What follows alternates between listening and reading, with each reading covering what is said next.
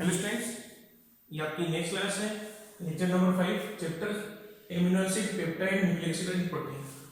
इससे लास्ट वाली जो क्लास थी उसमें हमने एमिनो एसिड कंप्लीट कर लिया था। आज बात करेंगे किसकी? पेप्टाइड। देखें पेप्टाइड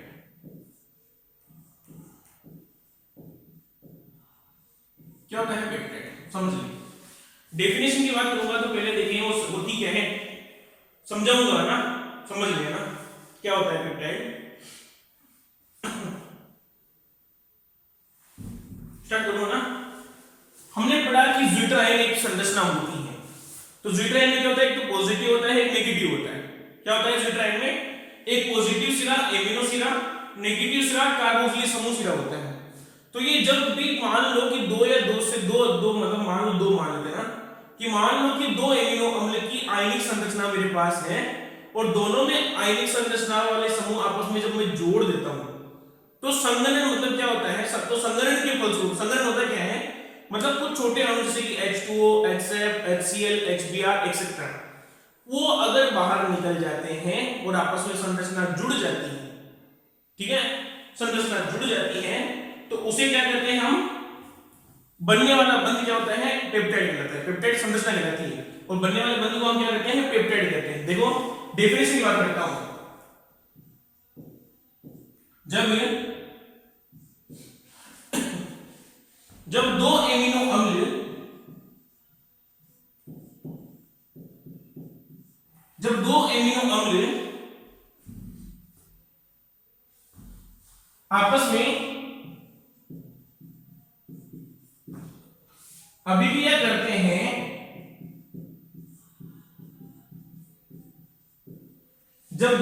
अम्ल आपस में अभिक्रिया करते हैं तो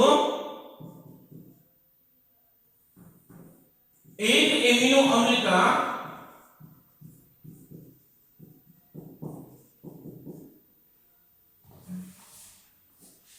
हाइड्रोजन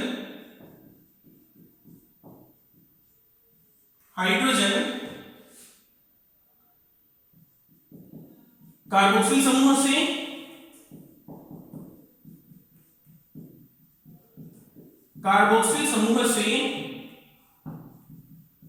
तथा कार्बोक्सिल समूह से सॉरी एक एमिनो अम्ल का OH समूह कार्बोक्सिल समूह से तथा एक हाइड्रोजन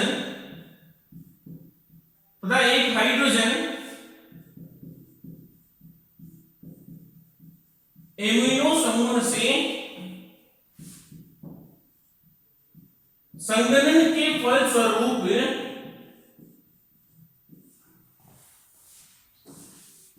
बाहर निकल जाता है।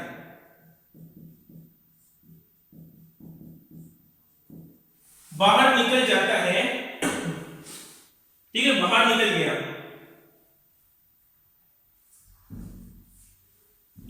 ठीक है, अतः प्राप्त यौगिक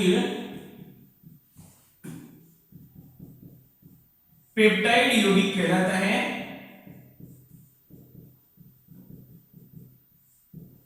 प्राप्त यौगिक पेप्टाइड यौगिक कहलाता है एवं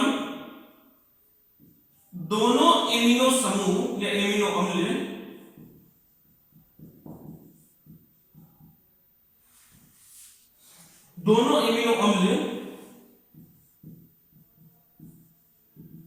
जिस बंध से जुड़ते हैं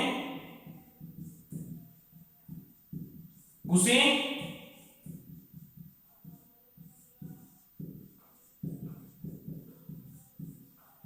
पेप्टाइड बंध कहते हैं। अगर समझ में बोलेंगे हम पेप्टाइड बंध कहते हैं। देखिए इस वीडियो में बात कर लेता हूं साथ ही साथ। When to amino acid react with each other, when two amino acid react with each other, then from first amino acids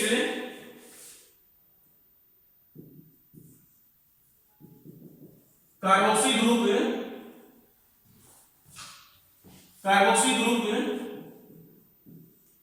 OH group and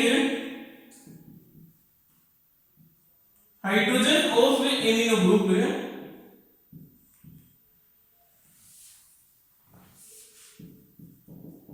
after condensation remove and obtained product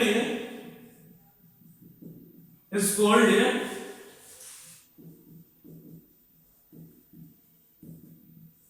peptide. उसे क्या बोलते हैं? Peptide कहते हैं। आगे, and both amino acid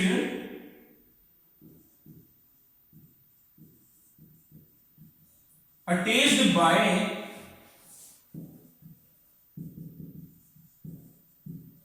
peptide. उसे क्या बोलते हैं हम? जिस बंध से वो जुड़ जाते हैं उसे क्या बोलते हैं हम? पेप्टाइड बंध कहते हैं। तो ये हम लोग बात कर रहे हैं स्टार्ट किसकी? पेप्टाइड की। पेप्टाइड होता क्या है वो बता रहा हूं मैं। देखें, जब दो एमिनो अम्ल आपस में अभिक्रिया करते हैं तो एक एमिनो अम्ल का OH समूह कार्बोक्सिल समूह से तथा एक हाइड्रोजन एमिनो समूह से संघनन के फलस्वरूप बाहर निकल जाता है, अतः प्राप्त यौगिक पेप्टाइड यौगिक कहलाता है। एवं जिस बंध के साथ दोनों एमिनो अम्ल जुड़ते हैं वो क्या कहलाती है? आपकी पेप्टाइड बंध कहलाता है। देखिए क्या होती है, समझ लो इसमें।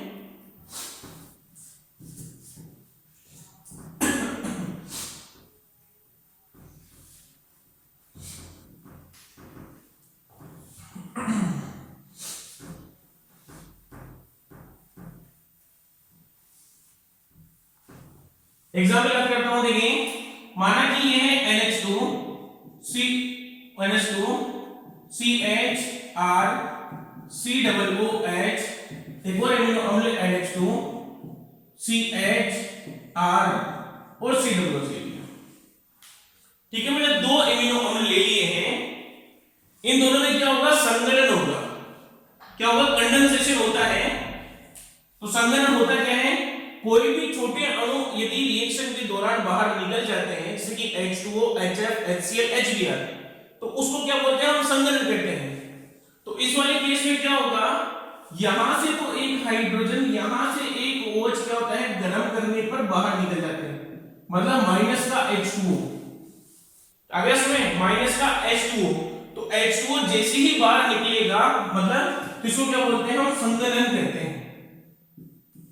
इंग्लिश में बात क्या बोलते हैं? कंडेंसेशन बोलते हैं, जिसको आपको याद रखना है। ठीक है, कंडेंसेशन हो गया। और ये दोनों समूह आपस में जुड़ जाते हैं। देखिए मैं जोड़ के दिखाता हूं। NH2 CHR C double bond O NH CHR C double OH, ये दोनों एमिनो अम्ल जिस बंध की सहायता से जुड़ते हैं, ये वाला, इसे क्या बोलते हैं? हम पेप्टाइड बंध कहते हैं। अगस्त में ये एक क्या है? पूरा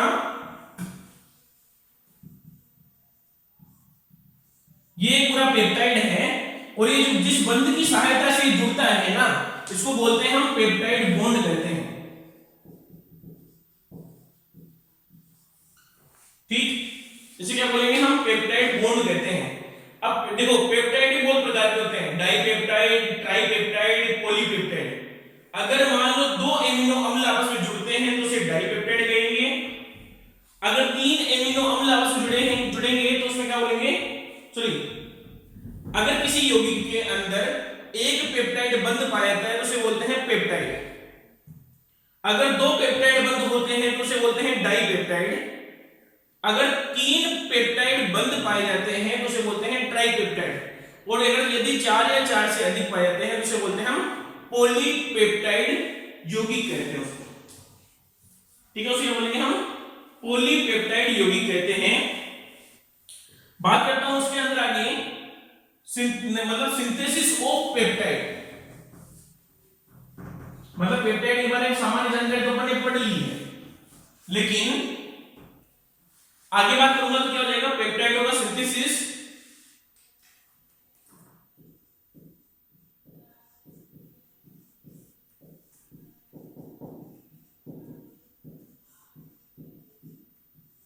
पेप्टाइडों का संश्लेषण,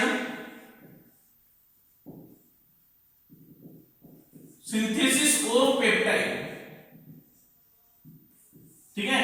पेप्टाइडों का संश्लेषण की बात कर रहा हूं तो इसमें विधियां हैं, इसमें केवल और केवल 3 विधियां अपने कोर्स में हैं, फिशर द्वितीय विधि, बर्गमान विधि और एजेलेक्ट्रॉन संश्लेषण विधि। तो पहली बात करता हूं इसके अंदर बनाने की विधि नंबर 1, फिशर द्वितीय विधि।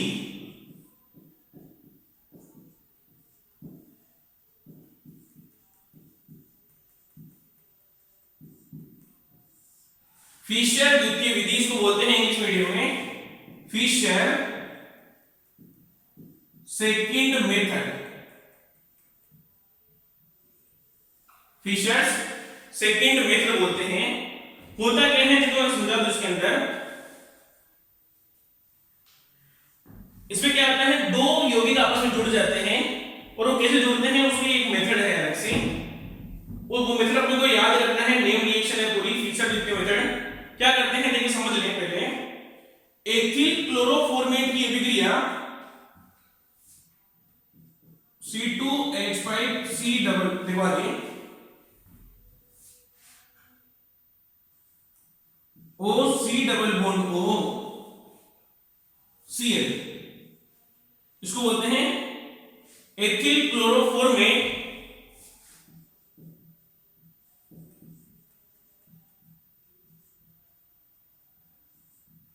इसको बोलते हैं एथिल क्लोरोफॉर्मेट की अभिक्रिया जब किसी एमिनो अम्लों के समूह से करते हैं। तो ये NH2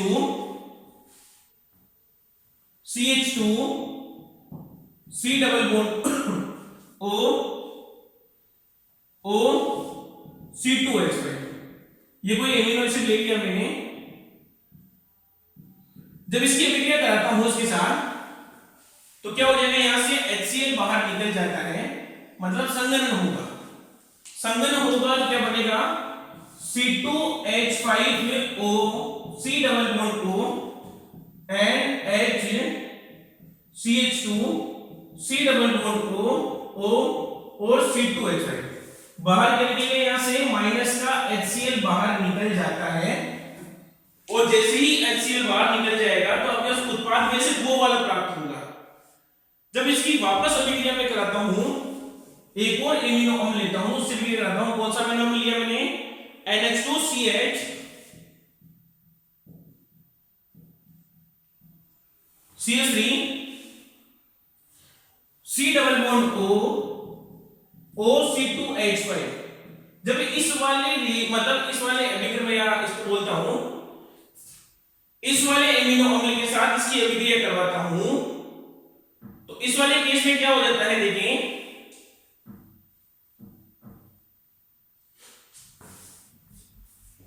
देखना यहां से क्या होगा, ये ऊपर वाला जो एमिनो अम्ल है यहां से ये पूरा एथिल एल्कोहल बाहर निकल जाता है,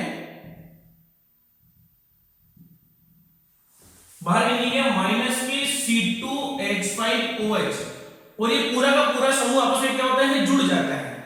तो जैसे ही ये जुड़ेगा तो क्या बनाएगा, C2H5O C double bond O and H CH2 C double bond O CH C double bond O, उसके बाद NH CH CH3 C double bond O और C2H5, ये आपके पास क्या बन गया, इसको बोलते हैं हम डाइपेप्टाइड, क्योंकि इसमें दो पेप्टाइड हैं, एक तो ये वाला और एक ये वाला, दो पेप्टाइड समूह आपस में जुड़ जाते हैं तो इसे बोले हमने डाइपेप्टाइड बोला।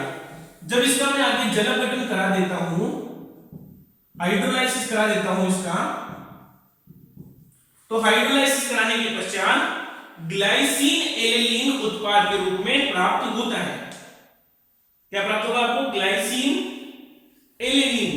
इसमें जल अपघटन कैसे होगा मैं बता दूंगा आपको, यहां से जल अपघटन होगा एक तो OH और H, यहां से होगा तो एक तो OH और H, तो प्रोडक्ट आपके मिलके बनता है यहां पे NH2 CH2 C double bond O NH2 CH2 C double bond को NH, ये CH, ये CH3, ये C डबल OH, इसको बोलते हैं हम ग्लाइसिल एलेनीन।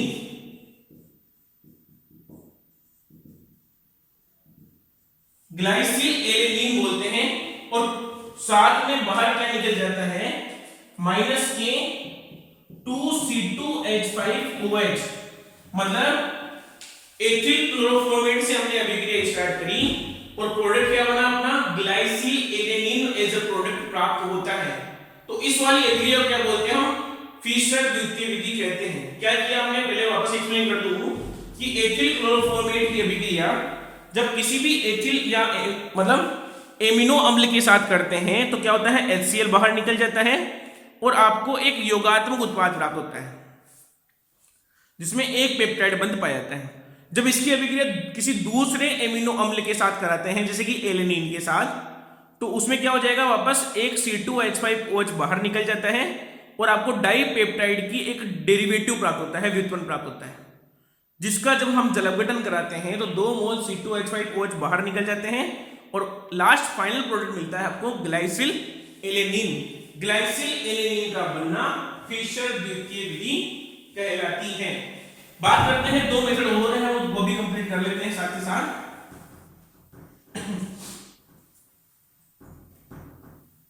सेकेंड मेथड देखिए आप, बर्गमान विधि।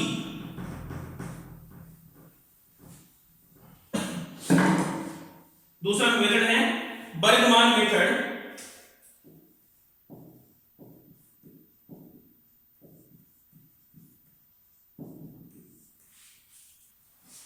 बर्गमान मेथड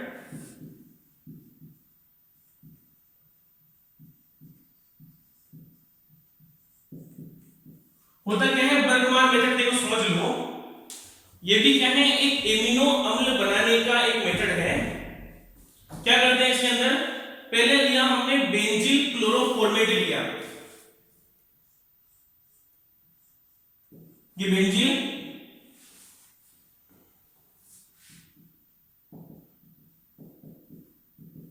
इसको बोला हमने बेंजील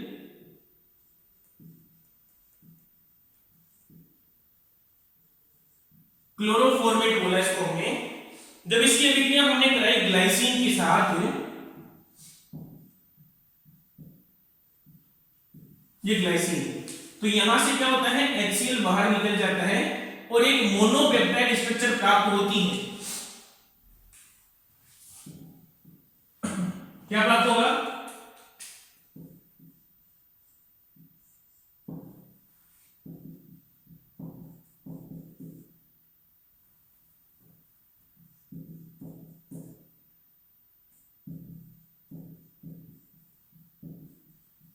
ये एक डेरिवेटिव प्राप्त होता है इसका, जिसको क्या बोलते हैं, कार्बोबेंजोलॉक्सी ग्लाइसिन।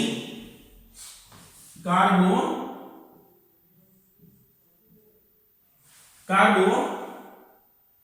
बेंजोइक्सी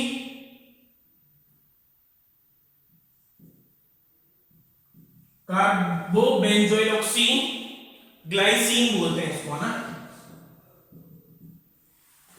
जब इसकी अभिक्रिया में आगे PCl5 उत्प्रेरक से कराता हूं, किससे कराऊंगा इसकी अभिक्रिया, PCl5 से। पता है PCl5 क्या काम करता है, OH हटा के Cl जोड़ता है, तो ये क्या करेगा, इस OH को हटा देगा और क्या बना देगा, Cl बना देगा। तो प्रोडक्ट क्या मिलेगा आपका,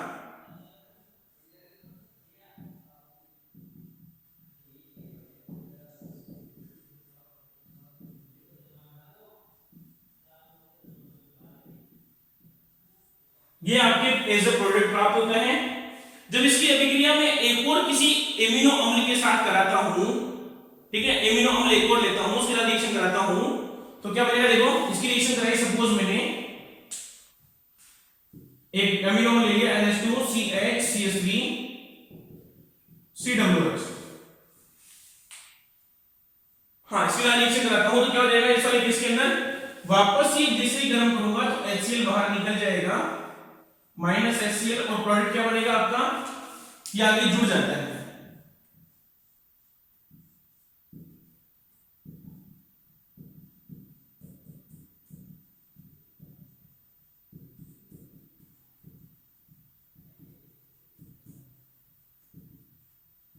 ये इस प्रोडक्ट प्राप्त होता है जब इसका मैं अपचयन करवाता हूं। क्या कराऊंगा, इसका मैं अपचयन करवाता हूं। तो अपचयन कराने पे क्या प्राप्त होता है, आपका मेन जो प्रोडक्ट है वो प्राप्त हो जाता है अपचयन कराते ही। रिडक्शन कराऊंगा इसका, क्या होगा अपचयन, देखिए समझ लें। इसको यहां से तोड़ूंगा तो क्या हो जाएगा, H और H, सॉरी यहां से नहीं, यहां से ना, यहां से H और H एज ए प्रोडक्ट प्राप्त होता है। तो आपका फाइनल जो प्रोडक्ट मिलता है वो क्या होता है, देखिए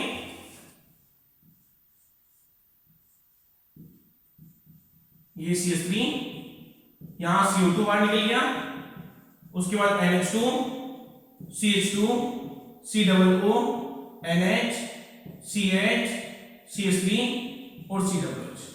ये आपके इम्यूनो मतलब सॉरी पेप्टाइड संरचना का निर्माण हो गया, जिसको बोलते हैं ग्लाइसिल एलेनिन प्राप्त होता है। इसको क्या बोलते हैं हम, ग्लाइसिल एलेनिन, जो कि आपके एज ए प्रोडक्ट प्राप्त होता है। मतलब पेप्टाइडों का संश्लेषण चल रहा है, जिसमें दूसरी विधि पढ़ी अपन ने, बर्गमान विधि। क्या किया, सबसे पहले बेंजीन क्लोरोफॉर्मेट की अभिक्रिया कराई ग्लाइसिन के साथ, तो एक कार्बो बेंजोइलॉक्सी ग्लाइसिन प्राप्त होता है, जिसका हम PCl5 से अभिक्रिया कराते हैं तो क्या होता है, OH करके Cl जोड़ दिया। जब इसकी अभिक्रिया वापस किसी दूसरे एमिनो अम्ल के साथ कराते हैं तो एक व्युत्पन्न प्राप्त हुआ, जिसका अपचयन करने पर एक तो टोलुइन, एक कार्बन डाइऑक्साइड और ग्लाइसिल एलेनिन एज अ प्रोडक्ट आपको प्राप्त होता है। बात करते हैं तीसरी विधि, जो कि लास्ट विधि है इसकी। तीसरी विधि है एजेलेक्ट्रॉन संश्लेषण।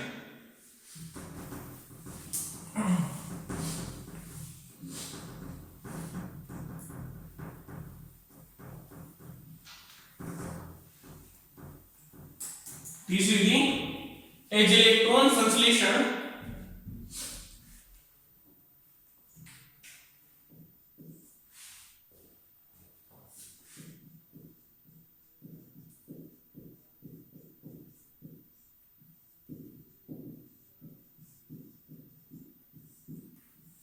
एजेलेक्ट्रॉन संश्लेषण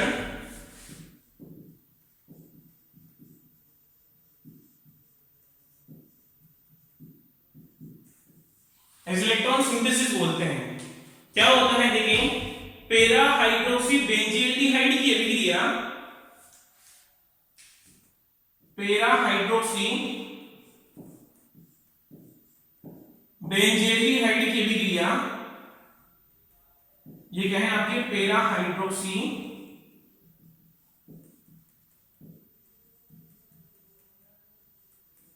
बेंजील्डिहाइड। जब इसकी अभिक्रिया में एसिटिल ग्लाइसिन के साथ करवाता हूं, जब इसकी अभिक्रिया में एसिटिल ग्लाइसिन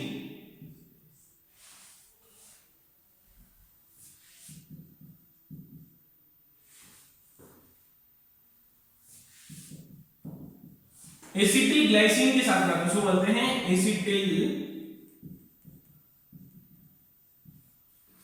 ग्लाइसिन के साथ कराता हूं।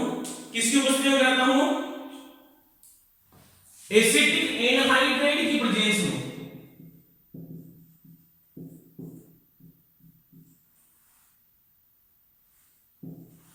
एसिटिक एनहाइड्राइड की प्रेजेंस में साथ में मैं ले लेता हूं उसके अंदर एक बेस मतलब क्षार ले लेता हूं। जब इसके साथ अभिक्रिया करवाता हूं तो क्या हो जाता है, इस वाले केस के अंदर यहां से तो H2O बाहर निकल जाता है, जुड़ जाते हैं आपस में, और इसमें अंतः पारस्परिक क्रिया भी होती है। क्या होगी, इसके अंदर अंतः पारस्परिक क्रिया होगी। ये वाला OH इस वाले H के साथ क्या होता है, बाहर निकल जाता है। ये वाला OH इस H के साथ बाहर निकल जाता है, सॉरी। उसके बाद यहाँ क्या बचता है, नेगेटिव बचता है यहाँ, और यहाँ क्या बचता है, पॉजिटिव बचता है। वैसे ही बॉन्ड ब्रेक होता है तो ये नेगेटिव ये पॉजिटिव। क्या होता है इस वाले केस के अंदर, थोड़ा सा मैंने पहले बताया इलेक्ट्रॉन संश्लेषण, ये वाला पॉजिटिव इस वाले नेगेटिव से जुड़ जाता है, और ये पॉजिटिव नेगेटिव क्या करते हैं, डबल बॉन्ड का फॉर्मेशन कर देते हैं। तो प्रोडक्ट मिलता है आपके पास HO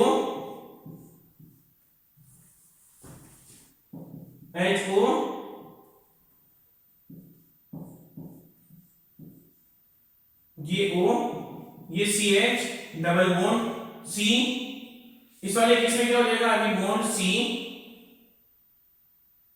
उसके बाद C के बाद क्या करेगा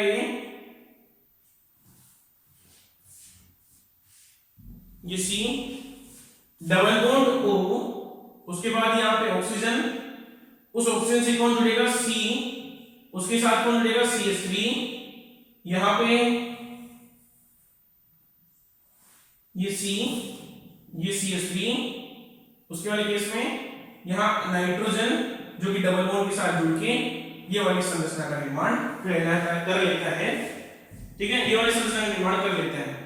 जैसे ही इसकी अभिक्रिया में किसी एमिनो अम्ल के साथ करवाता हूं,